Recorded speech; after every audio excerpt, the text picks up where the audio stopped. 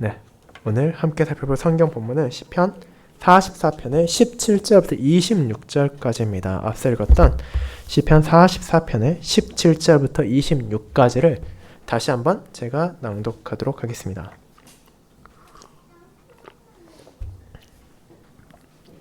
시편 44편 17절부터 26절까지입니다.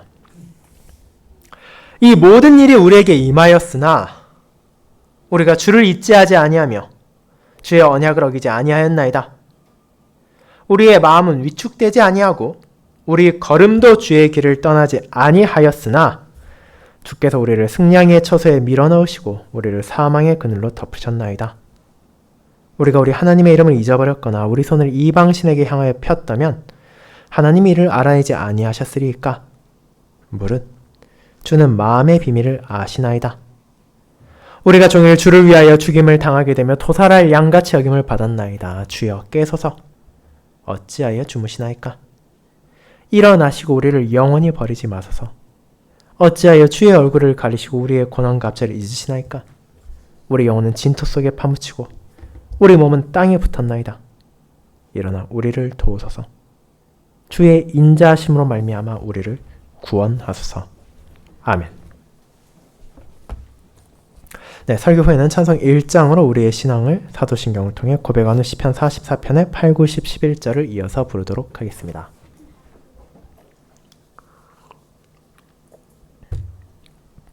사랑하는 주 예수 그리스도 안에 있는 형제 자매님들, 저도 그리고 여러분도 이 땅에 살아간 동안 종종 묻게 되는 질문이 있습니다. 이것은 바로 하나님을 향해 어째서입니까? 라는 물음입니다. 이 질문은 최소한 저에게는 결코 낯선 것이 아닙니다. 그리고 여러분에게도 이 질문이 생소하지 않을 것임을 저는 확신합니다. 어리석고 부족한 사람으로서 우리는 이 질문이 어리석다는 것을, 그리고 그 답이 사실 너무나 명백하다는 것을 뻔히 알면서도 어쩔 수 없이 내 가슴속에서 우러나오는 것을 경험하기 때문입니다. 때로는 사랑하는 가족이 혹은 나 자신이 긴 시간 투병하는 경우도 있습니다. 어떤 예고도 없이 나의 가까운 사람이 세상을 떠나는 일을 마주하기도 합니다. 믿음 안에서 형제 자매가 된 교회의 지체가 갑작스럽게 큰 사고를 당할 때도 있고 또 여러 가지 고통으로 인해 신음하는 것을 보기도 합니다. 그럴 때 우리는 하나님 어째서입니까? 왜 그 사람이 이렇게 큰 어려움을 겪어야 합니까? 왜 나를 이렇게 힘든 방식으로 고난을 주십니까? 라는 질문을 하게 되기도 합니다. 그와 같은 인간관계 속에서 경험하는 고통만이 아니라 때로는 우리를 무력하게 만드는 천재지변을 마주할 때도 있습니다. 지난주 중 광주, 대구, 또 서산을 비롯한 많은 지역을 폭우가 덮쳤고 또 그로 인해 강이 범람하기도 하여 한순간에 자신의 삶의 터전을 잃어버린 사람들이 있었습니다. 재난으로 인해 재산의 피해는 물론이거니와 신체적으로도 정신적으로도 감당하기 힘들 정도의 흉터가 남겨지는 사람도 우리 주변에 수없이 많습니다. 그리고 그런 이들 중에는 믿음을 가진 신실한 성도도 있을 것이며 그들의 입에서 하나님 어째서입니까? 어째서 제게 이런 고통을 주십니까? 왜 저를 돕지 않으십니까? 라는 애통의 소리가 나오는 것도 결코 이상하지 않을 것입니다. 그들은 하나님을 믿고 신뢰하기에 그분의 침묵에, 그분의 응답하지 않음에 더욱 고통받는 것입니다. 그리고 여러분은 이런 경험이 사실 오늘날 사는 저와 여러분만의 것이 아니라는 것을 알고 있습니다. 구약시대에도 신약시대에도 많은 신자들이 각자의 상황에서 마주하는 고통에 괴로워하며 하나님을 향해 동일하게 외쳤기 때문입니다. 하나님 어째서입니까? 이것은 시편 44편에 기록한 고라자손도 마찬가지였습니다. 주여 깨소서 어찌하여 주무시나이까? 일어나서 우리를 영원히 버리지 마소서라는 외침, 우리도 충분히 공감할 수 있는 것이지 않습니까? 하지만 이 시편은 그런 고통만으로 끝나는 것이 아닙니다. 이는 우리가 이유 없어 보이는 고난을 겪을 때라 하더라도 하나님께서 응답하지 않으신다 느끼는 순간이 찾아온다 하더라도 우리가 그분께 나아갈 수 있다는 것을, 그리고 그 안에서 무엇을 확신하게 되는지를 알려주기 때문입니다. 저는 그와 같은 시편의 고백을 하나님, 어째서입니까? 라는 제목으로 설교하고자 합니다. 이를 첫 번째, 신실한 자에게도 찾아오는 고난. 두 번째, 고난 가운데 도움을 구하는 성도. 세 번째, 어떤 상황에서도 흔들리지 않는 확신이라는 세 가지 대지로 나누어 살펴보도록 하겠습니다. 첫 번째, 신실한 자에게도 찾아오는 고난입니다. 형제님 여러분, 시편 44편은 이 노래를 고라 자손 중 한 명이 기록한 마스길이며 인도자를 따라 부르는 노래라는 것을 표제에서 알려주고 있습니다. 그리고 그 표제 안에서 우리는 이 시편의 성격이 어떠한지를 확인할 수도 있습니다. 먼저 이 시편을 기록한 사람은 고라 자손 가운데 한 명입니다. 그리고 우리는 이 고라라는 이름을 민수기 16장에서 발견하게 됩니다. 그 사람이 어떤 사람인지 아십니까? 그는 출애굽 시기 다단, 아비람, 온과 함께 무리를 지어 모세와 아론을 몰아내고 자신들이 언약 백성의 지도자가 되려고 했던 사람입니다. 그런데 그 결과가 어땠습니까? 그들로 말미암아 그들을 따른 이들과 수많은 언약 백성들이 하나님의 진노 아래 심판받았습니다.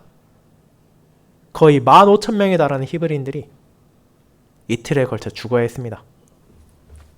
그런데 어떻게 그 이름이 여기 시편 저자의 선조로 나타날 수 있습니까? 그 이유는 다른 데 있지 않습니다. 민수기 26장은 고라의 모든 후손이 죽지는 않았다고 밝히기 때문입니다. 하나님의 은혜 안에서 그들 중 일부는 그 생명을 보존할 수 있었고 다윗 왕의 시대가 되어 성전에서 하나님의 향한 예배를 인도하는 찬양을 돕고 또 악기를 연주하는 거룩한 소명을 받았기 때문입니다.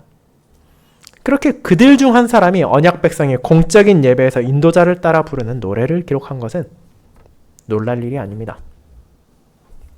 그런데 이 노래의 성격을 알 수 있는 또 하나의 단서가 표제에 있습니다. 그것은 바로 마스길이라는 표현입니다. 이 마스길은 가르침을 베풀다 혹은 교훈을 주다와 같은 의미를 가지고 있습니다. 즉, 이 시편은 예배 시에 하나님을 향한 언약 백성을 찬양의 용도로 기록된 것이지만 동시에 그들에게 무언가를 가르치고 무언가를 교훈하기 위한 목적도 가지고 있다는 것입니다. 그렇다면 이 시편으로 고라 자손은 무엇을 알리고자 합니까? 이 시의 전반부는 하나님께서 그들의 조상에게 행하신 놀라운 일을 반추하는 내용입니다. 그는 자신의 부모를 통해 언약 백성을 향해 하나님께서 얼마나 크신 자비를 베푸셨는지, 그분의 손과 팔로 이스라엘을 어떻게 보호하셨는지를 배웠습니다. 그 안에서 시인은 하나님을 자랑하고 그분께 감사하며 그분을 찬양하는 나날을 보내고 있었습니다. 자, 그런데 이제 어떤 일이 일어납니까? 그렇게 하나님을 사랑하고 하나님을 찬양하던 공동체가 고통을 겪고 있습니다. 그 고통이 정확하게 어떤 상황인지는 알 수 없지만 그것이 고라 자손과 당시 성도들에게 엄청난 역경이었음을 이 시의 흐름에서 우리는 분명히 알 수 있습니다. 그리고 그런 힘든 시기 고라 자손은 언약 백성을 교훈합니다. 그들이 알고 있는 하나님의 신실하심과 그들이 마주하고 있는 고통의 시기를 어떻게 이해하는 것인지, 어째서 주님을 따르는 이들에게도 고난이 찾아온지에 대한 질문을 던지고 그것을 성도들과 함께 나누는 것입니다. 오늘 본문인 17절부터의 내용을 살펴보는 과정에서도 우리는 그런 배경을 기억해야 합니다. 왜냐하면 그 배경 안에서 우리는 시편 44편의 내용이 오늘날 우리가 마주하는 상황과도 긴밀하게 연결되어 있음을 깨닫게 되기 때문입니다. 과거에도 그리고 지금도 많은 신자들이 가지는 생각 중 하나는 바로 이런 것입니다. 우리가 하나님을 믿고 그분의 가르침에 따라 신실히 살아가면 고난과 역경은 오지 않을 것이고 즐겁고 행복한 삶을 살 수 있을 것입니다. 라는 것입니다. 특별히 우리나라에서 이런 가르침은 더 친숙합니다. 많은 교회에서 실제로 그와 같은 주장을 복음이라 말하며 전파하고 있습니다. 소위 말하는 세 박자 구원, 영원히 구원받고 이 생에서 범사가 잘되고 몸도 건강할 것이라는 한국 교회를 휩쓴 광풍과도 같은 유행이 있었던 것도 우리는 알고 있습니다.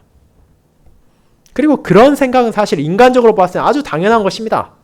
다른 종교도 그러하듯이 우리가 교회에 헌신을 했다면 당연히 그에 따른 보상을 기대하기 마련이기 때문입니다. 그렇게 교회에 열심히 다니고 신앙생활을 잘하면 이 땅에서 남들보다 더 건강하고 더 많은 것을 누리며 더 잘 살아갈 수 있다는 기복주의적 요소는 사실 우리가 바라는 것이었습니다. 하지만 그런 생각은 성경적이진 않습니다. 더 정확하게 말하자면 앞서 언급한 내용에서 하나님을 믿고 그분의 가르침에 따라 신실히 살아가는 사람은 분명 이 땅에서 감사하며 복된 삶을 살아갈 수 있는 것은 맞지만 그것이 언제나 물질적으로, 육체적으로 풍요를 누린다는 것은 아니며 오히려 다른 사람들보다 훨씬 더 고통스럽고 힘든 시절을 보낼 수 있다는 것을 하나님께서는 알려주셨기 때문입니다. 그리고 오늘 고라자손을 통해 우리에게 가르쳐 주신 것도 바로 그와 같습니다. 그가 무엇을 말합니까? 이 모든 일이 우리에게 임하였으나 우리가 주를 잊지 아니하며 주의 언약을 어기지 아니하였나이다. 우리의 마음은 위축되지 아니하며 우리 걸음도 주의 길을 떠나지 아니하였습니다. 17절 18절입니다. 이게 얼마나 훌륭한 태도입니까? 그들은 분명 역경을 마주하고 있었지만 성도의 자세를 지키고 있었습니다. 그들은 주님을 기억했습니다. 언약을 어기지 않았습니다. 마음도 위축되지 않았고 그들의 삶은 주님의 길 안에 머물러 있었습니다. 그럼 이제 그 정도면 충분하지 않냐는 생각이 들 수 있습니다. 이제 우리를 용서하시고 우리를 건져주셔도 되지 않겠습니까? 라고 생각하기 마련입니다. 하지만 이어지는 구절은 하나님의 응답이 즉각적으로 오지 않았다는 것을 보여줍니다. 고라자손과 그의 형제자매의 마음이 흔들리고 있음을 보여줍니다. 여전히 주님께서는 그들을 승량의 처소에 사망의 그늘에 보내셨기 때문입니다.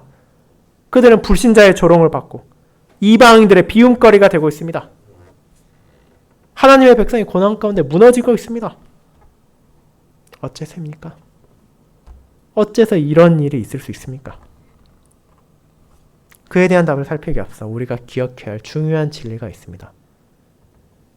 그것은 우리의 신실함이 우리의 삶에서 고난을 없어지게 만드는 것이 아니라는 점입니다. 우리가 아무리 주님께 헌신하고 이웃을 내 몸과 같이 사랑한다 하더라도 여전히 내게 찾아오는 역경과 고통이 있습니다. 그것의 방식과 강도의 차이는 있을지언정 그 어떤 신자라 하더라도 행복하고 즐거운 일만 경험할 수는 없습니다. 때로는 고라자손처럼 진정 신실한 성도라 하더라도 역경을 헤어나오지 못하고 고통 가운데 신음하는 일도 있음을 우리는 알아야 합니다. 그것은 우리가 오늘 오전에 살펴보았던 불신자들의 박해가 될 수도 있지만 그 외에도 다양한 방식으로 우리는 고난을 마주하게 됩니다. 그렇다면 그 이유는 대체 무엇입니까? 첫째, 우리는 그런 고난을 마주할 때 그 어떤 고난에도 우리가 불평할 자격이 없다는 것을 떠올려야 합니다. 결국 이 세상에서 마주하는 모든 죄와 비참의 원인은 다른 어디에 있지 않기 때문입니다. 그것은 하나님께 있는 것이 아닙니다. 교리응답 주의 날 3에서 고백한 것처럼 그 죄의 원인은, 그 비참의 원인은 바로 저와 여러분을 포함한 사람에게 있습니다. 내 죄로 인해 세상에 고통이 들어왔고 내 잘못으로 인해 만물이 신음하고 있습니다. 그렇게 고통은 그와 같은 사람의 본질적인 죄악을 돌아보도록 합니다. 내가 아무리 신실히 살고 있다 하더라도 그 모든 것이 하나님의 은혜로 주어진 것이지 내 공로로 획득한 것이 아니라는 것을 떠올리게 하는 것입니다. 그렇게 고난은 우리를 겸손하게 만듭니다. 하나님 앞에서 내가 결코 온전할 수 없다는 것을 잊지 않게 합니다.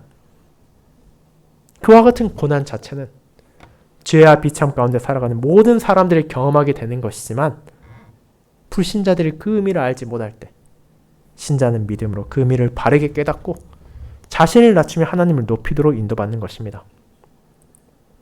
그리고 두 번째로 언약을 어기지 않으며 주의 길을 떠나지 않는 자들에게 찾아오는 특별한 고난도 있습니다.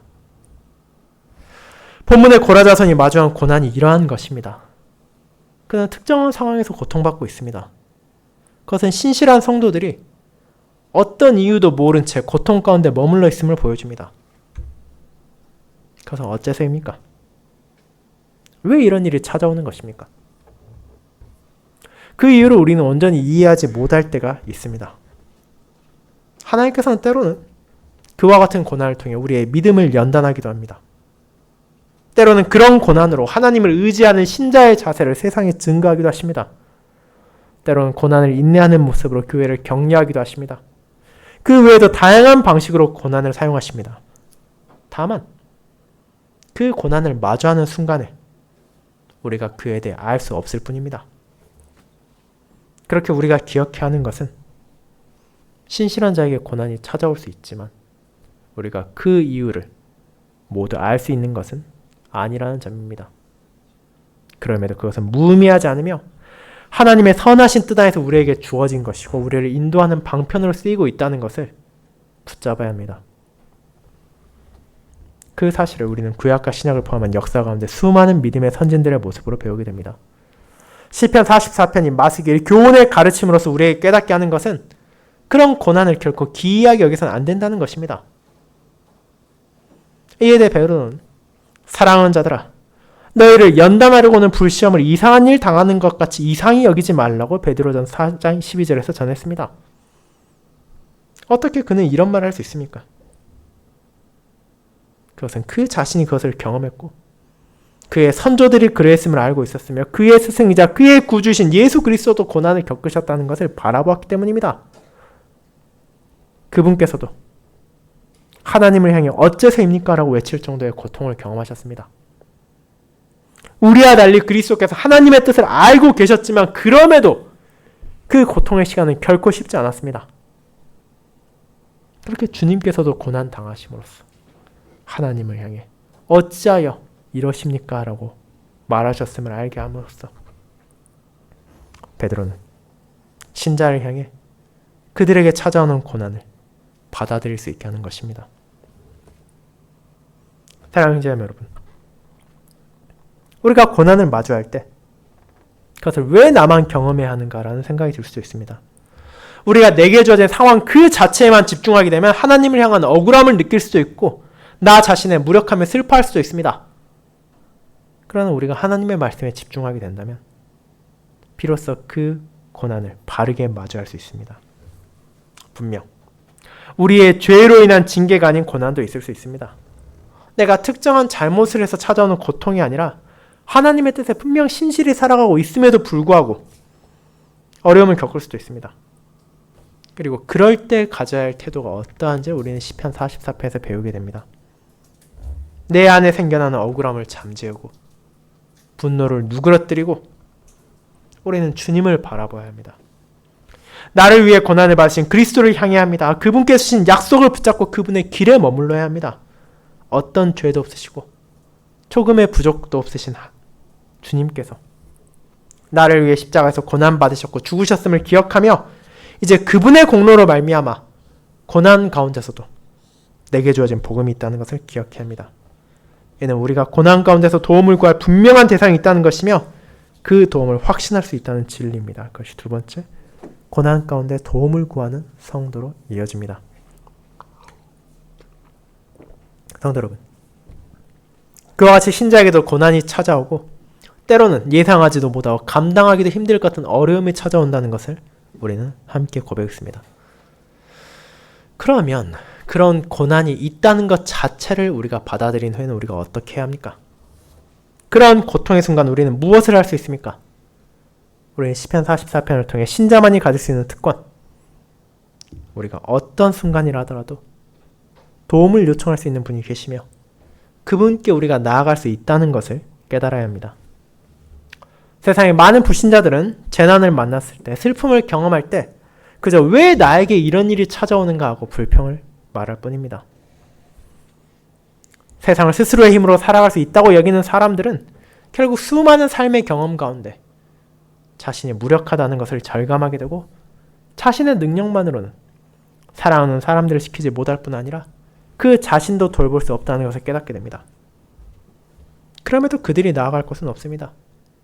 때로는 정부를 비난하고 때로는 주변 사람들에게 불평하기도 하지만 결국 그들이 할 수 있는 것은 불분명한 운에 기대고 불운에 불만을 가지는 것뿐입니다. 하지만 성도는 어떻습니까? 고라자손은 자신들이 나아갈 곳이 있다는 것을 알고 있었습니다. 그는 역경 가운데서 주님을 잊지 않고 그분의 길에 머무르는 자는 자신들을 건지실 수 있는 분이 어떤 분이신지를 알고 있으며 그분께 나아가야 하고 그분께 나아갈 수 있음을 깨닫고 있는 것입니다. 그렇게 그는 이제 그 소망의 대상을 향해 나아갑니다. 주여 깨소서. 어찌하여 주무시나이까? 일어나시고 우리를 영원히 버리지 마소서. 어찌하여 주의 얼굴을 가리시고 우리의 고난과 압제를 잊으시나이까? 23, 24절입니다. 이 외침이 불경건한 자의 불평입니까? 하나님을 저버리기 전 마지막으로 그분께 가진 불만을 토해내는 순간입니까? 그렇지 않습니다.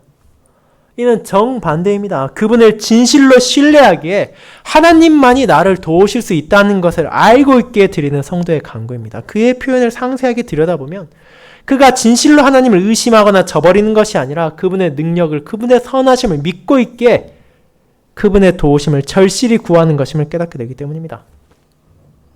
고라자서는 하나님이 어떤 분이신지를 알고 있었습니다. 여전히 그분의 전능하심과 진실되심을 의지하고 있습니다. 20절과 21절에서 이미 고백한 것처럼 하나님께서는 사람의 마음의 비밀까지도 아시는 분이시며 사람의 모든 행적을 바라보시는 주권자이십니다. 결국 그는 시편 121편에서 성도들이 고백하는 진리, 여호와께서 너를 실족하지 아니하게 하시며 너를 지키시니가 졸지 아니하시리로다.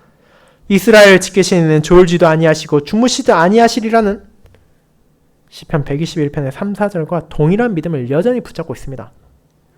그분께서는 분명 나를 지키고 계시며 나의 모든 삶의 계절을 함께하고 계시며 내 마음의 중심을 바라보고 계십니다. 이제 그런 하나님을 알고 있기에 고라자서는 외칩니다. 고난이 길어지고 하나님이 침묵하시는 것처럼 느껴질 때 왜 아무 말도 주지 않으시는지, 왜 우리를 지금 도와주지 않으시는지를 물어보는 것입니다. 고난 가운데 자신을 도우실 수 있는 분이 누구인지를 알며 그분께 자신의 마음을 정직하게 고하며 그분께 나아갈 수 있는 것이 신자에게 주어진 특권입니다. 어려움에 처했을 때 내가 누구에게 도움을 구해야 할지도 모르고 그저 운만 탓하며 불만을 토하는 사람들과 달리 성도는 하나님의 주권을 알고 그분의 능력과 신실하심을 알기에 하나님께 어째서입니까? 라고 물어볼 수 있는 것입니다. 그리고 그에 대한 답이 하나님의 선하신 뜻 안에서 내게 언젠가 주어질 것을 믿기에 우리는 그 믿음으로 하나님께 나아갑니다. 이와 같은 기도는 구약과 신약의 많은 성도들을 통해 드러나며 무엇보다 우리의 주 예수 그리스도를 통해 보여지게 됩니다. 그분께서는 하늘 아버지의 뜻에 따라 십자가로 나아가셨습니다. 어리석은 우리와 달리 예수님은 자신이 나아가는 길에 무엇이 기다리고 있는지 그리고 그것이 어떤 목적을 가지고 있는지를 온전히 알고 계셨습니다.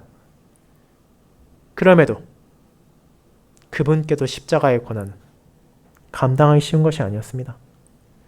그저 육체의 고통만이 아니라 우리 모두의 죄에 대한 하나님의 진노의 자는 그분을 향해 이렇게 외칠 수밖에 없게 만들었습니다.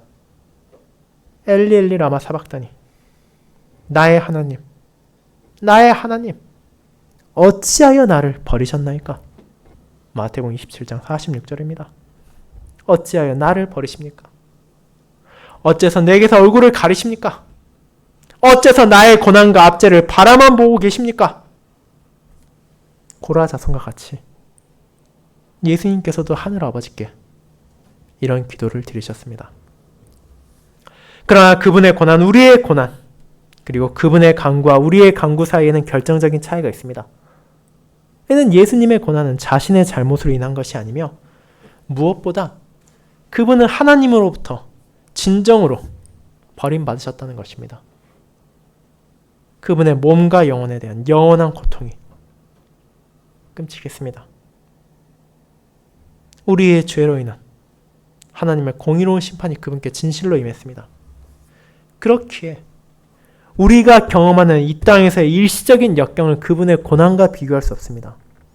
무엇보다 그분께서 나를 대신하여 나의 자리에서 그 외침을 들으셨고 하나님께서 진정 자신의 독생자에게 침묵하셨기 때문에 이제 우리에게 그렇게 하지 않으실 것이란 복음이 주어졌기 때문입니다. 사랑하는 성도 여러분, 우리의 힘겨운 고난이 찾아올 때가 있습니다. 홍수, 폭우, 지진, 태풍, 그 외에도 우리가 저항하기 힘든 천재지변을 경험하기도 하고 나의 상황이 너무도 힘들게 몰려있는 것처럼 느낄 때도 있으며 사랑하는 이들을 보내야 하는 충격을 마주할 때도 있습니다. 그 모든 순간 우리는 어째서입니까? 라고 외치지만 그분께서 어떤 응답도 하지 않으셨다 느끼기도 합니다. 그분께서 정말로 나의 사정을 알고 계시는지, 나를 바라보고 계시는지, 나를 버리신 것은 아닌지, 나를 잊으신 것인지에 대한 의문이 자랄 수도 있습니다.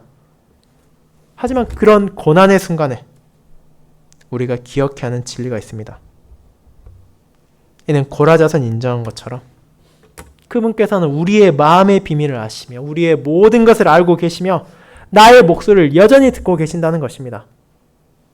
침묵 가운데서도 그분은 듣고 계시며 지체하는 것처럼 보이는 순간에도 그분께서는 가장 적합한 때를 기다리고 계십니다. 그러면 우리는 고난 가운데 하나님께 외칠 수 있습니다.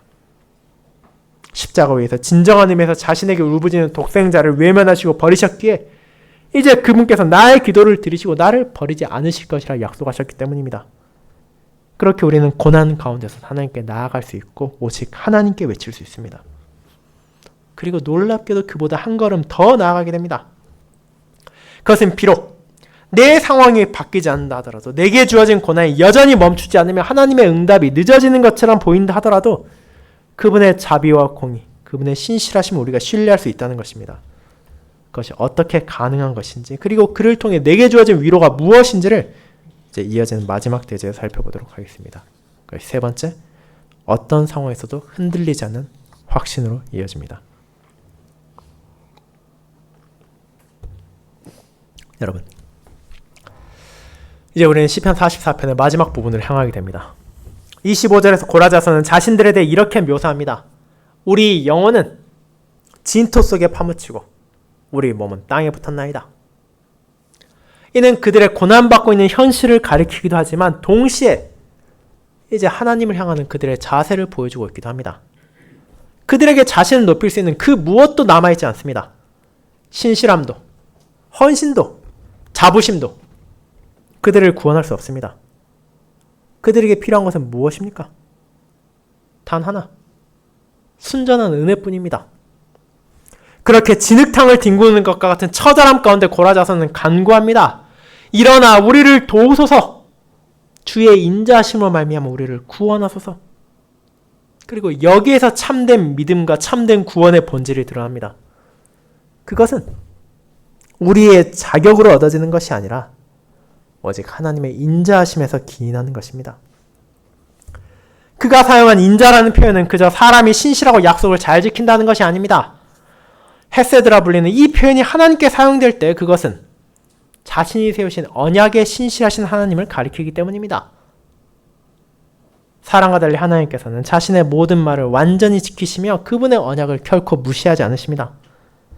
그렇게 그분은 자기 백성을 향한 언약을 지키실 것이며 그 언약 안에는 그들을 선하게 인도하신다는 것이 포함되어 있기에 고라자선은 고통 가운데 자신을 한없이 낮추지만 동시에 눈을 들어 한없이 높으신 하나님의 인자를 바라봅니다. 그분께서 과거에 자신의 조상들에게 나타내신 인자하심을 기억하며 그 인자하심이 이제 지금의 자신들과도 함께하고 있다는 것을 확신하기 때문입니다. 그와 동일한 맥락에서 바울은 로마 교회를 향해 이렇게 고백했습니다. 그는 시편 44편을 인용해서 우리가 종일 주를 위하여 죽임을 당하게 되며 도살당할 양같이 여김을 받았나이다 라고 전했습니다. 그러나 그리스도 안에서 그는 고라자선이 그림자로만 바라보았던 그 구원의 성취를 온전히 깨닫게 되었습니다. 그분께서 나를 위하여 죽으셨기에, 그분께서 나를 위하여 버림받으셨기에 우리가 죽음에서 구원받고 하나님의 버림을 받지 않게 되었다는 것을 알게 되었기 때문입니다. 그 진리에 대한 인식이 어떤 결과를 가져옵니까? 그는 로마서 8장 37절에서 이렇게 말합니다. 그러나 이 모든 일에 우리를 사랑하는 이로 말미암아 우리가 넉넉히 이기느니라. 주를 위하여 죽임을 당하고 세상에서 도살당할 양과 같이 취급받는 것은 고라자선만이 아니었습니다. 바울이 그러했고 로마의 성도들이 그랬으면 저와 여러분도 그렇습니다. 때로는 신자에게 우리에게 찾아오는 박해가 있으며 때로는 하나님께서 이 세상 살고 있는 이들에게 보여주는 고난 그 자체가 있습니다.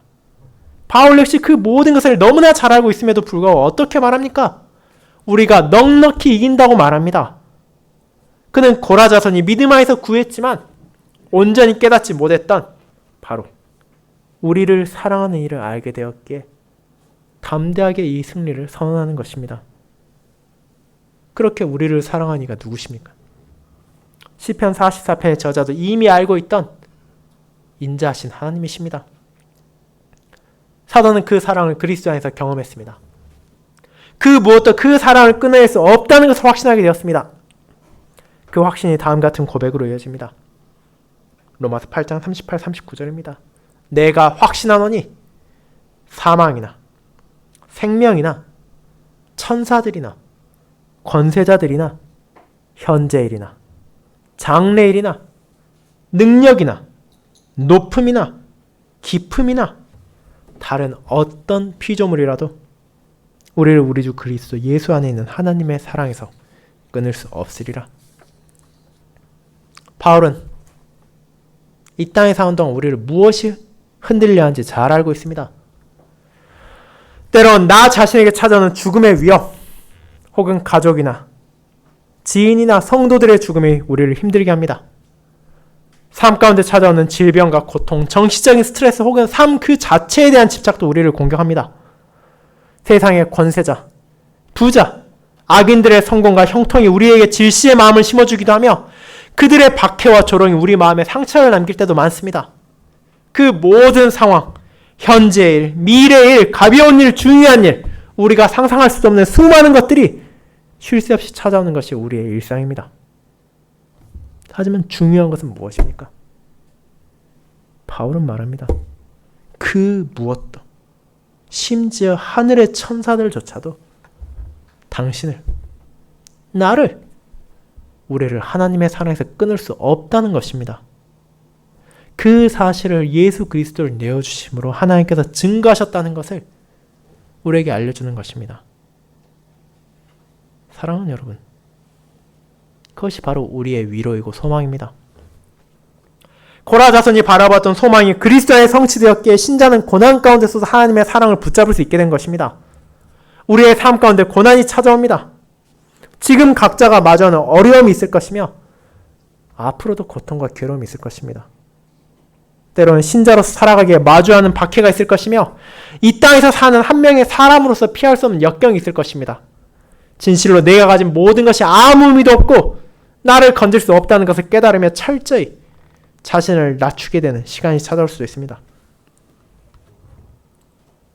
그러나 그 모든 순간 우리가 여전히 의지할 수 있는 것이 있습니다. 그래서 하나님의 인자하심입니다.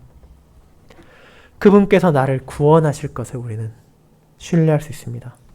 십자가에서 아들의 외침을 외면하시고 우리의 죄를 담당하셨기에 그리스도 안에서 간구하는 우리의 모든 소리에 귀를 기울이시고 우리를 선하게 그분께서 인도하실 것입니다.